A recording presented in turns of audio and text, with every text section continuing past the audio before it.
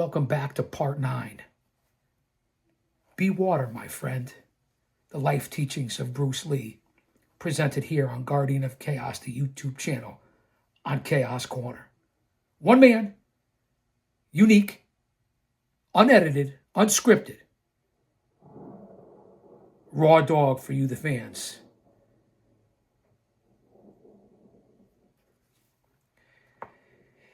He sent George Lee, his friend, a sketch of a miniature tombstone and asked that the headstone read, are you ready? In memory of a once fluid man crammed and distorted by the classical mess. Want me to say that again?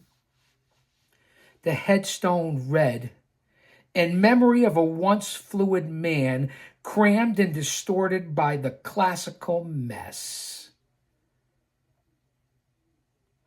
The tombstone was my father's reminder that his limited, rigid, traditional approach must die in order for him to rise again as his original fluid self.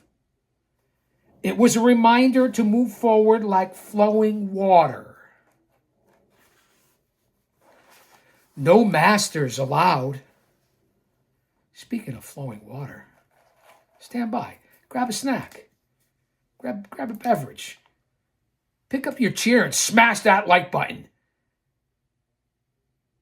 Share, subscribe, leave a comment. Get us into the algorithm. This is invaluable stuff here. Be water, my friend.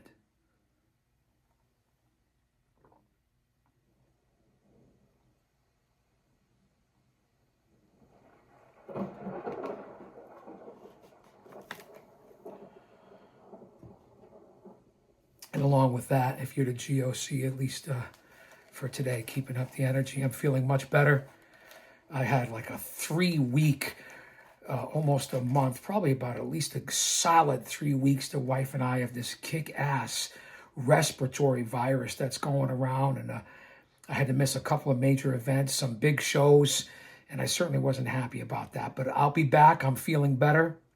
Getting back into the personal training. Stay mentally, emotionally, physically, and spiritually fit. Because if he's for us, no one else can be against us. In order to get respect, you have to start with respecting yourself.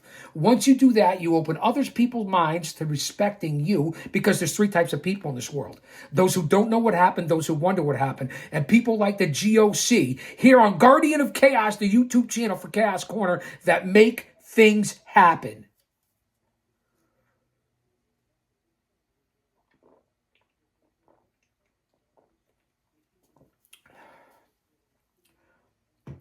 Should we get into the mood here? You know that once I get started here on part 9 of the Be Water, My Friend, the teachings of Bruce Lee, that I'm going to get some flack and some talk back.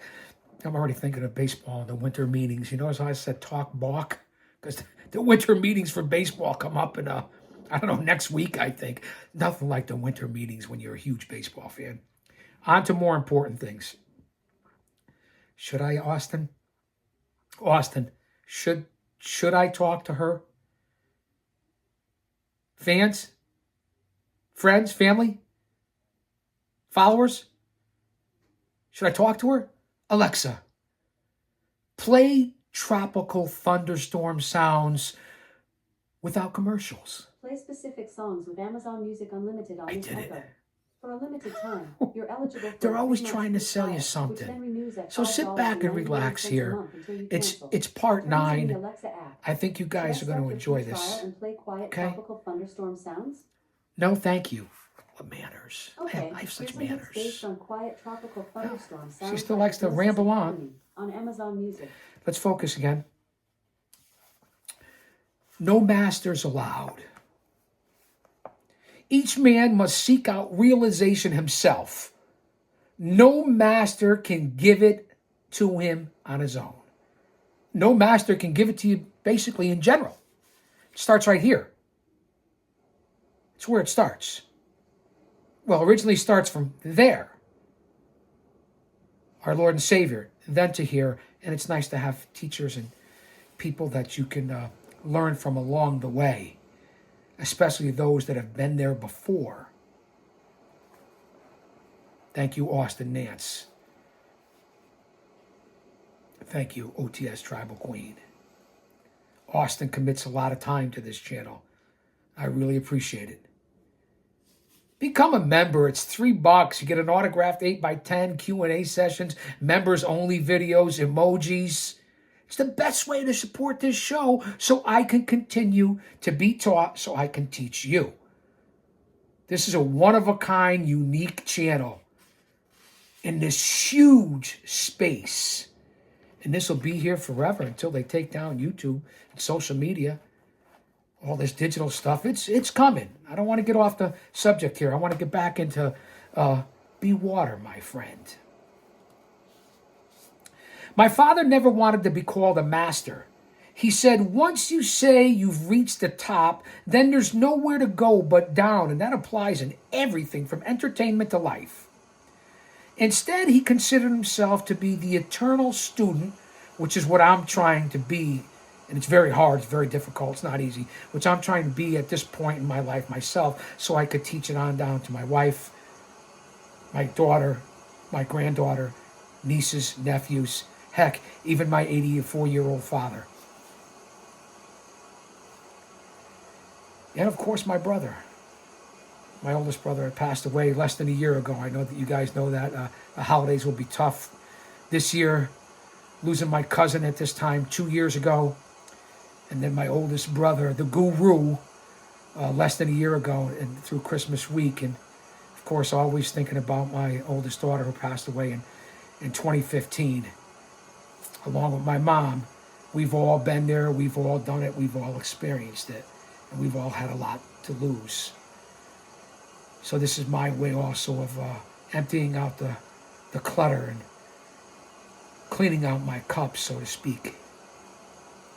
And to every day to try to get into the good book somehow, some way, whether it's with a gesture or sitting down and studying, and to be water, my friend.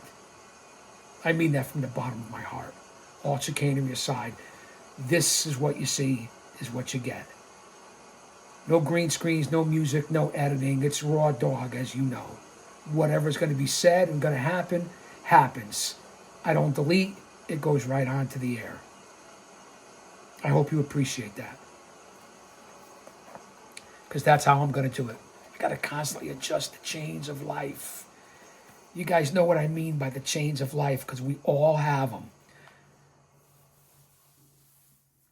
Again, he never wanted to be called master. Because again, once you're at the top, you got nowhere to go but down. He saw his process as the peeling of layers of a never-ending onion, always uncovering new layers of his soul and revealing new levels of understanding. My life, it seems, is a life of self-examination, a self-peeling of myself. Bit by bit, day by day, more and more it's becoming simple to me as a human being. More and more I search myself. And more the questions become listed. And more I see clearly. I am happy because I'm growing daily and honestly don't know where my ultimate limit lies. To be certain, every day there can be a revelation or a new discovery that I can obtain.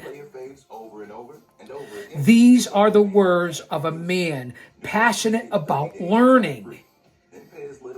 This focused enthusiasm for understanding and growth lit him up and basically unleashed him. It gave him permission to explore and create, and was a hallmark of his genius. A hallmark of his genius. He made connections between disciplines and ideas where others weren't even looking, because he had an open mind and was the consummate experimenter. For instance, when it came to develop his art of Jeet Kune Do, He delved not just into standard martial arts for inspiration and information, very smart. He looked at Western boxing, fencing, biomechanics, and philosophy. What a combination. Throwing your faith sounds like a winner to me. He admired the simplicity of boxing, incorporated its ideas into his footwork and his upper body tools. Jab, cross, hook, bob and weave, etc. And from fencing, he began by looking at the footwork, range, and timing of the stop, hit, repost. Riposte.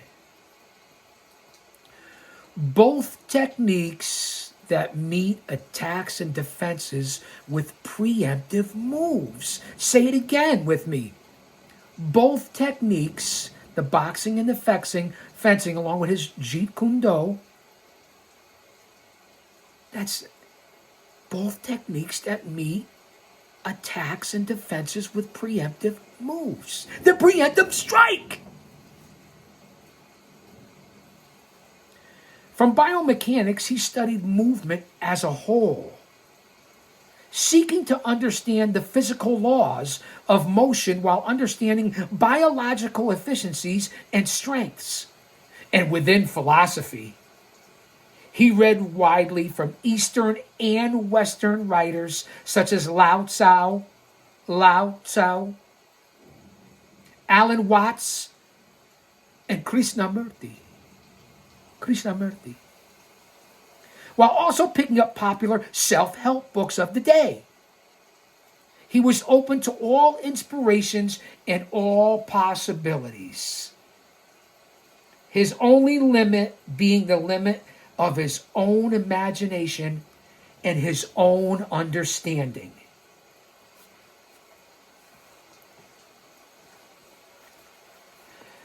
I've come to develop a great fondness for experimentation in my own life. I run small tests and scenarios all the time to see what personal insights the results may bear. Now that's like something as simple as running a test at your house if you had to evacuate, if there was a fire. Running a test to see if there was a natural disaster or a power outage. Checking on your equipment, your supplies. Being out somewhere in a social situation or an event. The first 5, 10, 15, 20 seconds, scanning the exit signs. Looking for the easiest egress access. I mean, these are things that I was taught back in the early 80s. I hope you're learning them now. And this is a great refresher for me, and I hope you can take something out of this. That's why with my career, what I've done, wherever I go, I've lost friendships over it. I've lost women over it. And that really means nothing to me because I always had to have my back to the door. I always wanted to see what was coming. Sometimes you can't stop what's coming. And what's the hardest punch to stop, as I go into all these metaphors, is the one you can't see.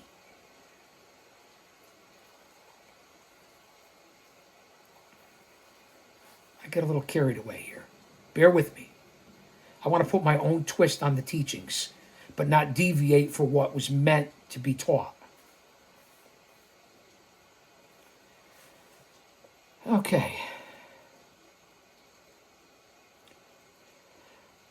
All the time to see what personal insights and the results may bear is where I was. I've done everything from trying to say yes to all invitations for a certain amount of time to sitting with a particular chant for a specific number of days to drinking warm lemon water every morning, which is what I also try to do. It's applicable. I've participated in rituals and workshops that appeal to me, or followed my intuition fanatically for a period, or decided consciously to engage in a particular relationship to see where it goes.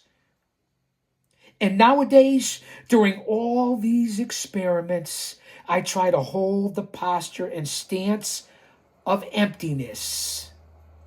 When I say emptiness, non-judgment and openness, so that I can try to really see, feel, and understand the optimal way.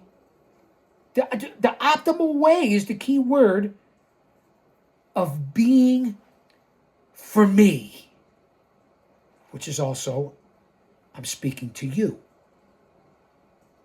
Think about this, please. I don't want to be too heavy. This isn't too heavy of a subject. You should be able to handle this by now. Sorry about the technical malfunctions here. It's really become a distraction, but I'm trying to be water, my friend. This is part 9. These are heavy. Part 9 of the series from Bruce Lee, Be Water, my friend. I appreciate you being here on the channel and watching it as I straighten myself up here. I'll probably get to at least part 10. I already did the first 7 parts here on the channel. We just are getting ready to upload part 8. We're on part 9. I'll get to a part 10 without question. Hopefully today.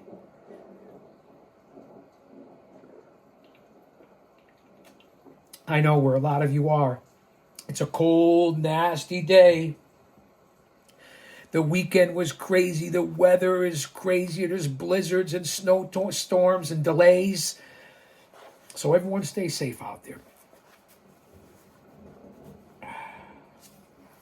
Oftentimes it happens that I don't see an experiment through, and then there's information in that as well. Even when you quit or didn't make it or failed, there's always a lesson from it. Did I not stick to it because it wasn't working for me? Or did I stop because it was too hard? Or because I had some sort of blind spot or blockage and I ran up against it? Is that the reason? The possibilities for learning and growth are endless if you are prepared to dig in. Most important, this position of experimentation makes everything a little less heavy and a little more fun. That's how you have to look at it. A little less heavy, a little more fun. I apologize for the multiple voices. This is good training to be hearing something else, but to be listening and focusing on what you're on so you don't have and create tunnel vision. I learned that behind the walls, and I learned that chasing people all over this country that bring them to justice. So that's something what's called don't have tunnel vision. You should be able to listen and hear and get parts and bits of 2 and 3 different conversations. So this is a part of a test. For as much as this mechanical AI bit is annoying, it's also a test for you not to concentrate on that, but to hear it and concentrate on what you're listening to. This is part of the test. And you see how it just naturally comes in without being planned.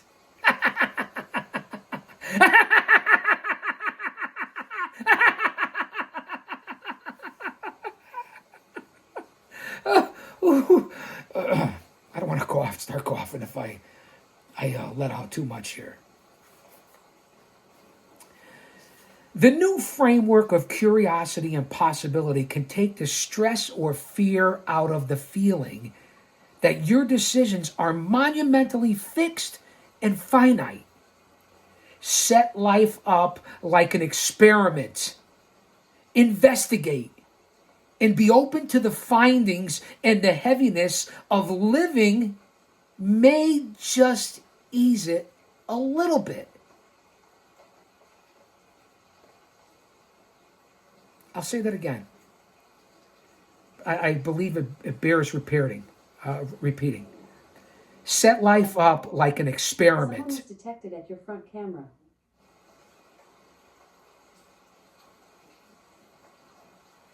It's the world we're living in. Set life up like an experiment. Investigate and open up to the findings. And the heaviness of living may ease just a bit. Put on your researcher's hat. We did a program at the Bruce Lee Family Company that my friend and colleague Sharon Lee developed called Creative Fridays. You're going to want to get comfortable for this. One of the first assignments we were given was to go and participate in something that we were interested in or curious about, but had never tried or experienced before. This meant we got to put on our researcher hats to go into the field as explorers, like we did when we were children. I'm generally a little introverted by nature and sometimes find it challenging to enter social situations and converse comfortably. Always relying on the hope that someone else will be a stellar conversationalist. Thank you. I appreciate it. I'm humbled by your comments and thoughts. And I could just hitch a ride.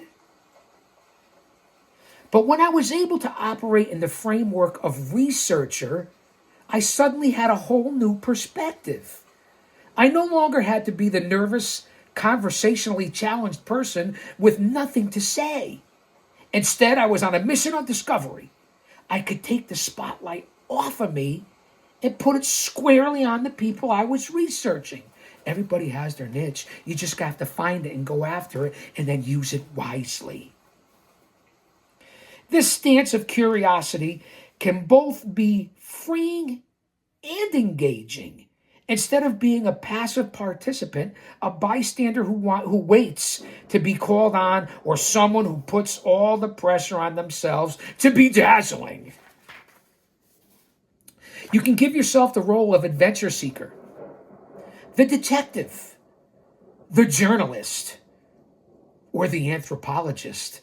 I was all of the above except for the anthropologist.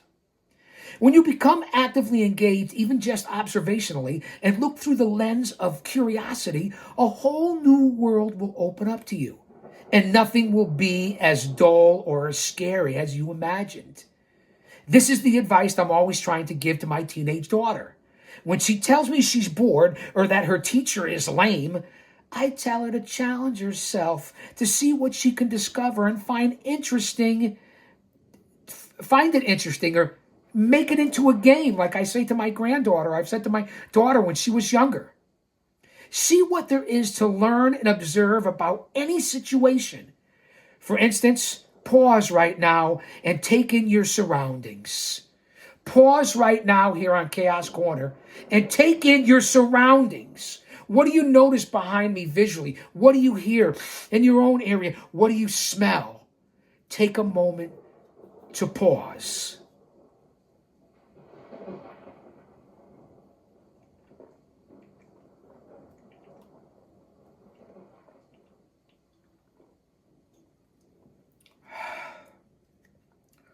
Take a moment to pause.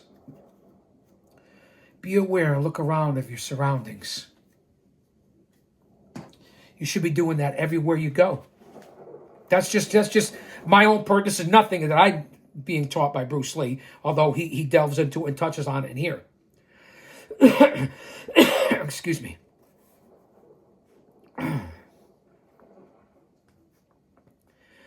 Same thing I talk about when I get interrupted by this mechanical bitch, which is happening right now. I'm being interrupted by something that wasn't planned. It was totally not set up, and something that happened spontaneously, spur of the moment. So you have to continue to focus on what I'm saying or what I'm trying to teach as to focus on the distraction in the background. Can you do it? And also, on the other hand of training, can you hear me and hear that at the same time, and to be able to take something out of both things? This is what they did behind the walls in your training. Set up radio stations and different music sounds or noises, 3, 4, 5, 6 different at a time for hours, for all night, to see what you can mentally prepare yourself for, what you can hear, what you can take out of it. And then they would turn the heat all the way up and turn it all the way down to cold to see if you can bear your surroundings. That's the training that I went through. And that's the training I'm trying to put through to you guys now. And I know I'm getting a little over the top here. But this is serious. This isn't chicanery. This isn't being a character in the pro wrestling world. It's different content. This is for life right now, which it applies. Don't get offended. Don't think I'm being too cantankerous, too forceful. Take a deep breath.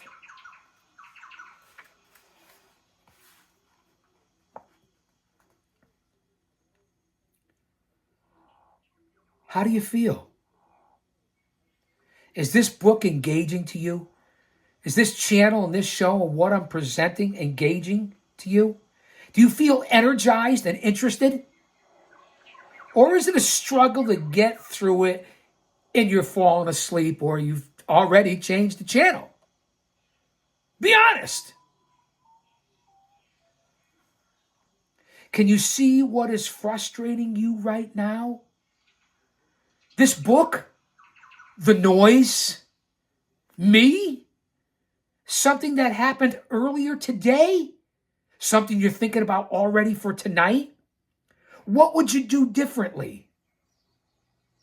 Or is this perfection? It's a tough word. What can you learn about yourself right now? Because I'm learning about myself as I present this. No horseshit. That maybe you didn't already know.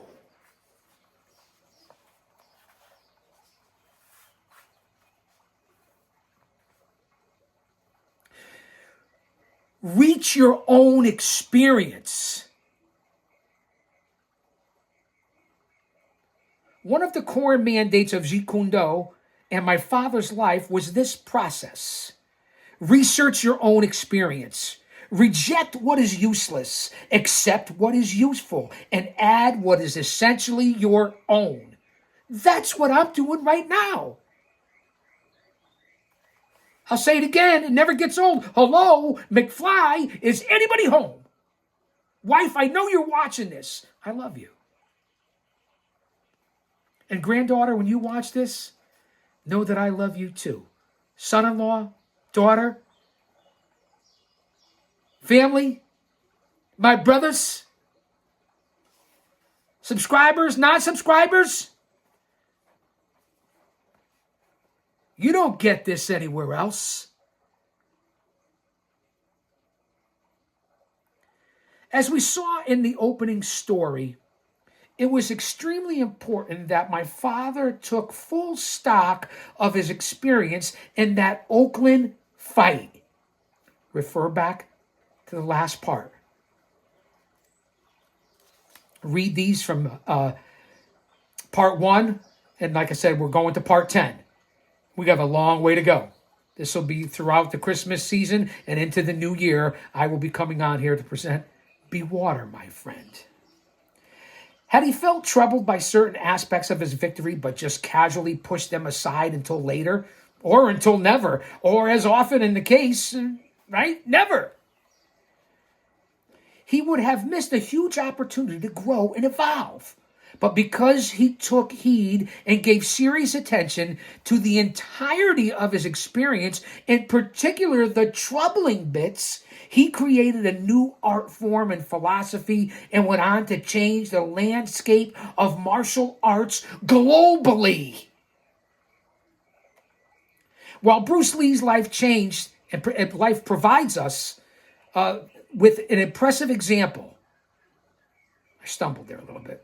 While Bruce Lee's life provides us with an impressive example, remember what we are focusing on. You. Here. This was presented in teachings from what he learned, how he learned it, how he presented it, how his daughter presented it, to now how I'm presenting it. And you're to focus on the teachings, but to focus on you while you're here. And the course and direction of your life. Your life. His life story is complex in the form of Bruce Lee. Not trying to be Bruce Lee. None of us are. Yours is still fortunately ongoing.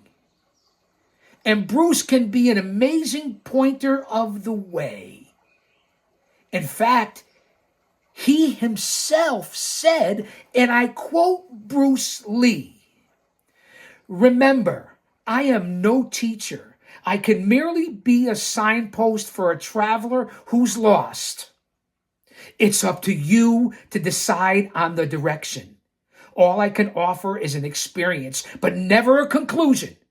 And I say that here. So even what I have said needs to be thoroughly examined by you. I might be able to help you to discover and examine your problem by awakening your awareness. A teacher, a good teacher that is, functions as a pointer to truth, but not a giver of truth. I'll say that to say this, because I tell it like it is. Come on back for the next part.